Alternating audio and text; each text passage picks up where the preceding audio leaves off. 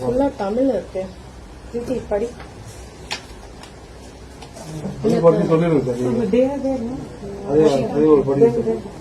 நம்ம பத்தி நல்லா இருக்கு. அவங்களுக்கு யாருன்னா தமிழ் படி. என்ன பிரச்சனை 41 இயர் நோட்டீஸ்க்கு நான் ரிப்ளை நோட்டீஸ் கொடுக்கணும் இல்லையா? இல்ல நான் ரிப்ளை நோட்டீஸ் கொடுத்துட்டு நான் வரேன். நான் I am not coming like that. நான் ரிப்ளை நோட்டீஸ் முதல்ல ரிசீவ் பண்ணிட்டு நம்ம போறதும் போது நம்ம அந்த ரேட்டுக்கான காரணத்தை நம்ம சொல்லிட்டா போதும். நோட்டீஸும் கூட கொடுத்துருவோம். இது கூட ரெக்கார்ட் பண்றாங்க மேம்.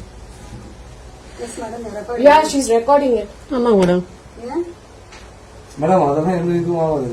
அதெல்லாம் ஒண்ணு இல்லை. இது நோட்டீஸ் வாங்கினால வேற ஒண்ணும் இல்லை. இது யூஸ்வலா நடக்கிறது மட்டும் இது உங்களுக்காக தான். ஒரு சாருக்கு தெரியும் பாட்டு வண்டியால எதுக்கு நோட்டீஸ் பண்றோம்னு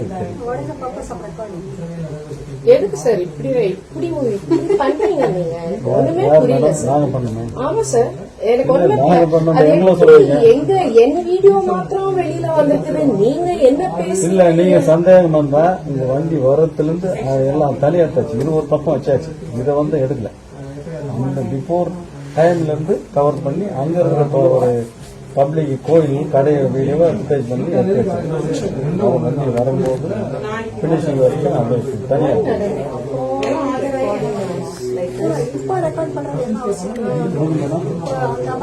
அது ஒன்றும் தவறுமா? அது வேறு பண்ணுறேன்.